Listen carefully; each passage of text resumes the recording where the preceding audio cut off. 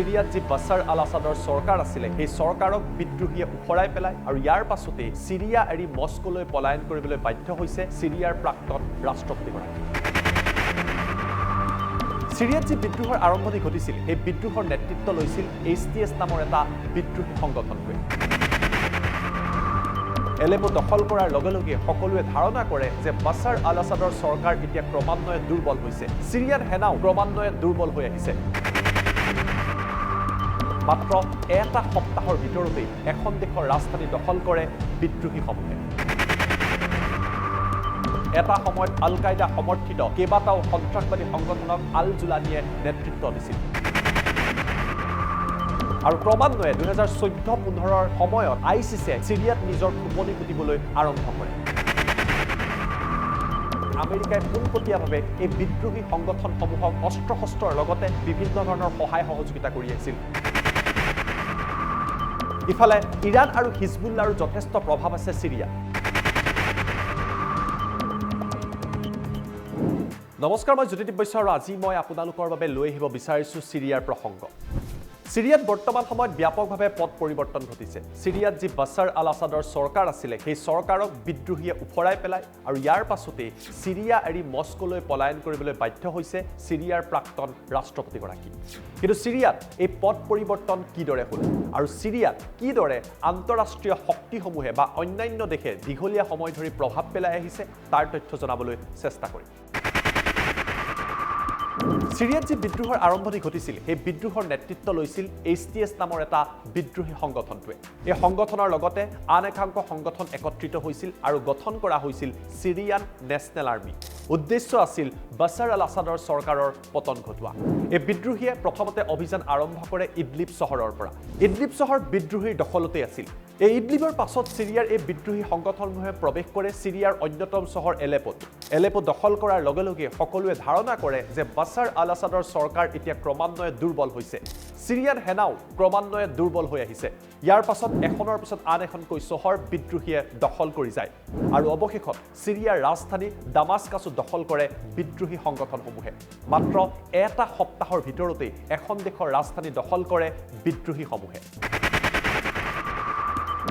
HTS নামৰ এই বিদ্ৰোহী সংগঠনৰ নেতৃত্ব দিছিল আবু মোহাম্মদ আল জুলানি নামৰ এগৰাকী বিশেষ নেতাই সকলোৱে ধাৰণা কৰিছে যে সিৰিয়াত পৰৱৰ্তী সময়ত এইগৰাকী নেতাই শাসন কৰাৰ সম্ভাৱনা আছে অৱশ্যে এইগৰাকী নেতাৰ ওপৰতো যথেষ্ট বিতৰ্ক আছে এটা সময়ত আল কায়দা সমৰ্থিত কেইবাটাও সন্ত্ৰাসবাদী সংগঠনক আল জুলানিয়ে নেতৃত্ব দিছিল গতিকে প্ৰশ্ন উত্থাপিত হৈছে যে সিৰিয়া পুনৰবাৰ অশান্ত হৈ পৰিব নেকি সেই কাহিনীও আমি আপোনালোকক কম কিন্তু প্ৰথমতে আপোনালোকক ক'বলৈ বিচাৰিছো যে সিৰিয়াত কিদৰে পথ পৰিৱৰ্তন হ'ল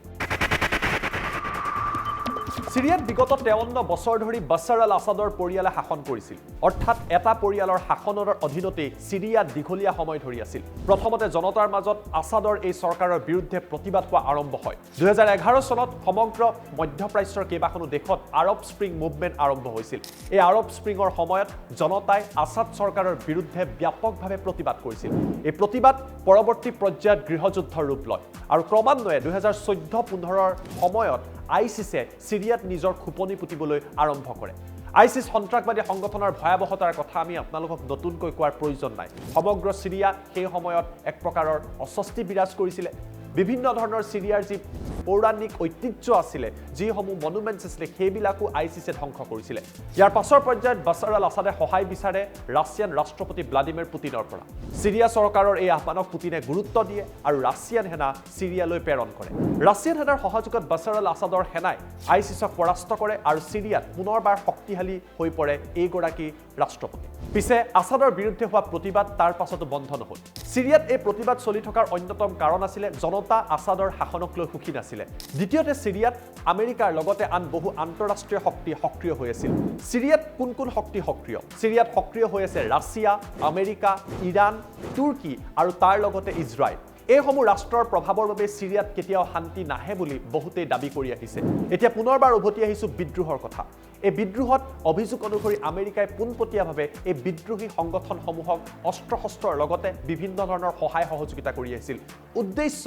ৰাছিয়াৰ অধীনত থকা বা ৰাছিয়াৰ সহযোগত থকা সিৰিয়াক দুৰ্বল কৰা ইফালে ইৰাণ আৰু হিজবুল্লাহৰ যথেষ্ট প্ৰভাৱ আছে সিৰিয়াত বাছাৰ আল-আছাদৰ চৰকাৰ ধৰি ৰখাৰ ক্ষেত্ৰত হিজবুল্লাহই যথেষ্ট গুৰুত্বপূৰ্ণ ভূমিকা লৈছিল হিজবুল্লাহৰ যুদ্ধৰ বাবে সিৰিয়ান সেনাক পৰাস্ত কৰাটো বৰ বিশেষ সহজ নাছিল কিন্তু শেহতীয়াকৈ ইজৰাইল আৰু ইৰাণৰ মাজত সংঘাত বৃদ্ধি পায় হামাস আৰু হিজবুল্লাহৰ লগতো ইজৰাইলে যুদ্ধ কৰে আৰু এই যুদ্ধত হিজবুল্লাহ আৰু ইৰাণ যথেষ্ট পৰিমাণে দুৰ্বল হৈ পৰে এয়াই সুযোগ আছিলে আমেৰিকাৰ লগতে শক্তিসমূহৰ বাবে ইফালে সিৰিয়াক পোনপটীয়াকৈ সহায় কৰি থকা ৰাছিয়ায়ো ইউক্ৰেইনৰ লগত দীঘলীয়া সময় ধৰি যুদ্ধ কৰি আহিছে নিজৰ দেশত যুদ্ধ কৰি থকা ৰাছিয়ায়ো সিৰিয়াক পূৰ্বৰ দৰে সহায় কৰিব পৰা নাছিল আৰু এনে কাৰণতে বিদ্ৰোহী ক্ৰমান্বয়ে শক্তিশালী হৈ উঠিছিল এছটিএছৰ নেতৃত্বত এই বিদ্ৰোহীয়ে আমেৰিকাৰ লগতে বিভিন্ন দেশৰ সহায় লাভ কৰে আৰু ক্ৰমান্বয়ে এখনৰ পিছত আন এখন চহৰ দখল কৰিবলৈ সক্ষম হয় বৰ্তমান সময়ত সিৰিয়াৰ ৰাষ্ট্ৰপতি বাছাৰ আল-আছাদ মস্কোত আছে সিৰিয়াৰ ৰাজধানী দামাস্কাছৰ পৰা মস্কোলৈ তেওঁ পলায়ন কৰিছে